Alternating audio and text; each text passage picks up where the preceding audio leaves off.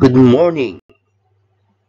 Malapit na ang ating first quarterly test in TLE 6 about home economics. So tayo ay magre-review.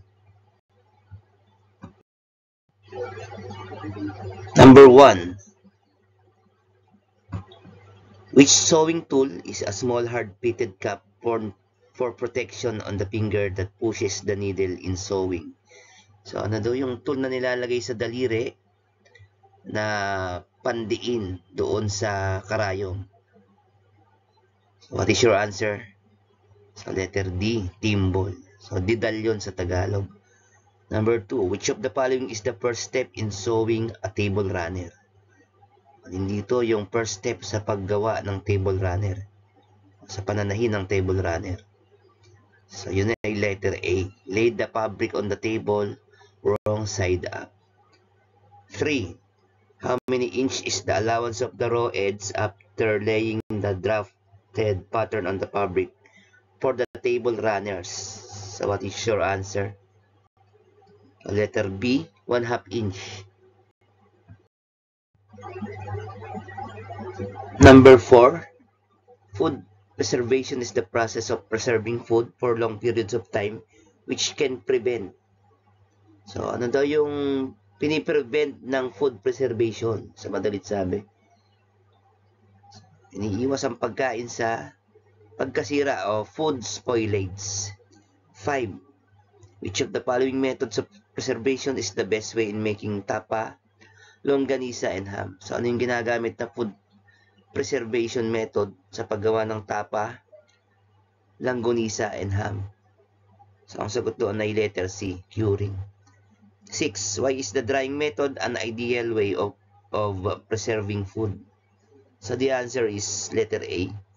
Easy to store, carry, and requires no refrigeration. 7. How are burong mangga, papaya, mustard, salted egg, and fish sauce were preserved? So paano daw pinipreserve yung burong mangga, papaya, mustard, salted egg, and fish sauce? So yun sa pamamagitan ng desalting. So ang clue nyo ron yung salted egg. Salted egg, kaya salting yun. Number 8. Most fruits and vegetables are preserved through pickling. What do you call the solution that contains salt and acid?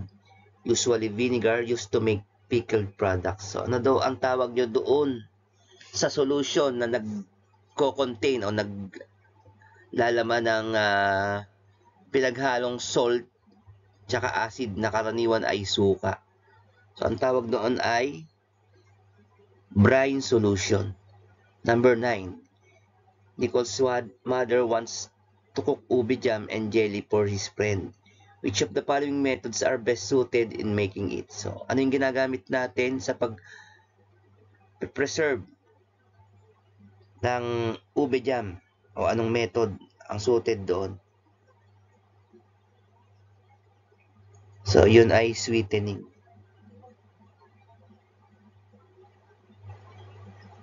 Number 10. Erica wants to cut pork for her longganisa. Which of the following tools and utensils is needed? So, madali lang to. So, yung pag tayo magkakat ng pork tsaka longganisa, siyempre, ang sagot doon ay letter A, knife o kutsilyo.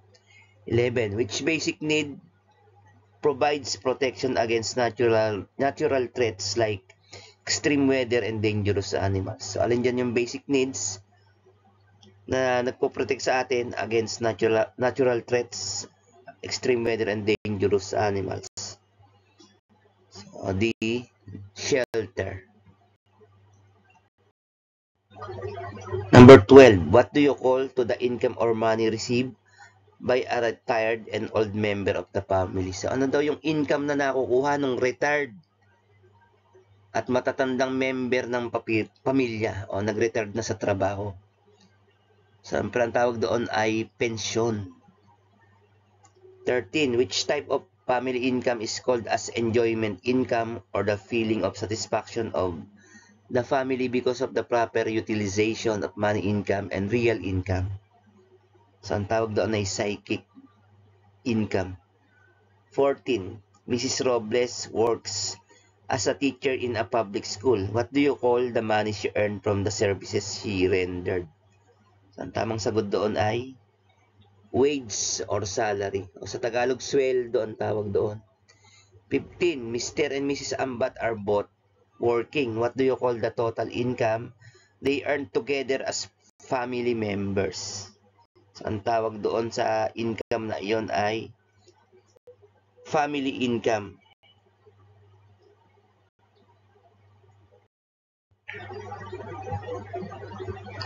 Which tool can be used for thrusting needles and pins to sharpen the needles and remove rust? So, ano daw yung tool na ginagamit na tinutusukan ng karayom at pins para tumalas at mawala yung kalawang? So, ang tawag doon ay emery bag. 17. What do you call a cotton stock cloth cut and sewn in different shapes and keep the pins in place? So, sa madalit sabi, ano yung pinaglalagyan ng mga pin? Ang tawag doon ay pin cushion. 18. Which kind of tool is used for sewing? So, alin dyan ang ginagamit sa pananahi? So, needle. Number 19.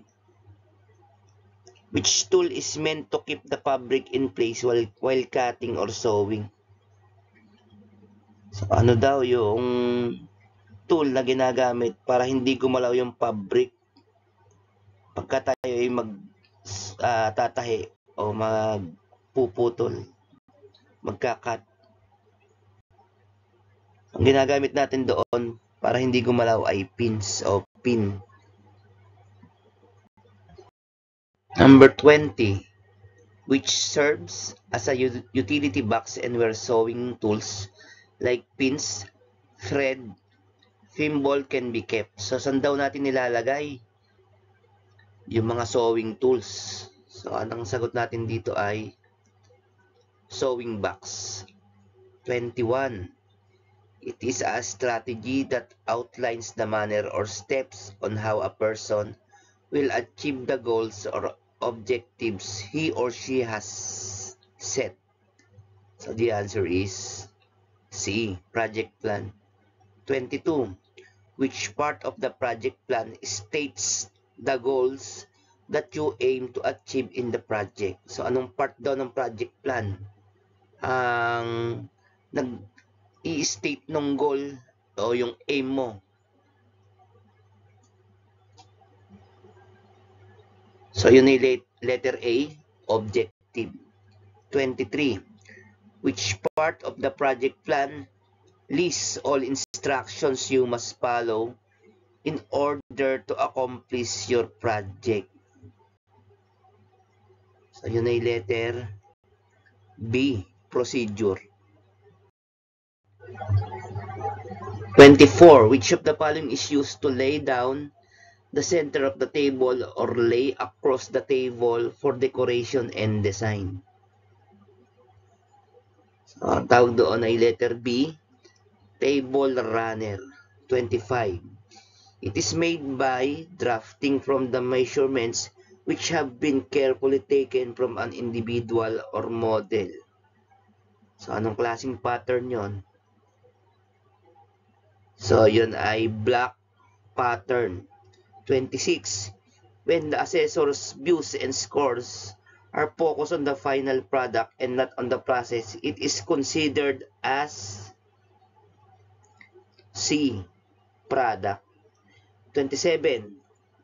A website for business necessities for marketing products that allows plenty of room to share product details, reviews, photos, and videos that engage potential customers are called internet. Number 28. Which technology is used in marketing your product using text messages to send special coupons or deals to people? So letter B, mobile phone. 29. Which of the following types of advertising pay commercial radio stations for airtime? So the answer is letter D, radio ads. 30. The quick and easy way to communicate information on new products to a large number of people is called A, social media. Number 31. Peanuts are abundantly grown in San Carlos City, Negros Occidental. Which of the following groups of products are produced from peanuts? So, alin dyan? Yung produkto na produce galing sa peanuts o mani. So, syempre, letter C. Peanut butter, peanut brittle, salted peanuts. So, lahat sila ay produce galing sa peanut o mani. So, ang kulon natin doon, lahat may peanut, di ba? 32. In your TLE class, your teacher asks you to bring tools and materials for food preservation. Which of the following tools will you bring? So, alin diyang mga tools ang ginagamit sa food preservation? The answer is letter A, chopping board, colander, and knife. 33. What do you call the prevention of food spoilage caused by growth of microorganisms in food? So, ang tawag doon ay food preservation. 34. It is a scoring guide used to evaluate the quality of processed or preserved food following a set of criteria. B. Rubric. 35.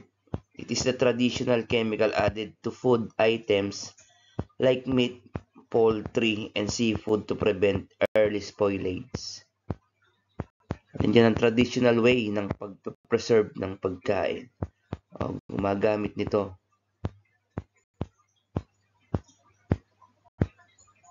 So, salt. 36. Which tool or equipment pulverizes hard food like nuts and seeds? So, ano yung dumudurog daw sa mga matitigas na pagkain? Gaya ng nuts and seeds. So, food processor. 37. This tool is used to drain fruits or vegetables after washing. So, yan yung ginagamit na pan-drain ng fruits at vegetable pagkatapos hugasan. Siyempre yung letter A, colander. 38. Gina will measure the amount of salt to be put in the brine solution for her salted eggs. Which tool will she use? Letter C, measuring spoons. Number 39. It is the most important deed of our body, wherein it fuels our body to have energy and survive. Letter A, food. 40. It includes things such as love, acceptance, and belongingness. Letter B, social needs. Thank you. Don't forget to like and subscribe. Hit nyo na rin ang notification bell para updated kayo sa mga gagawin kong video. Hanggang dito na lamang and God bless po. Thank you.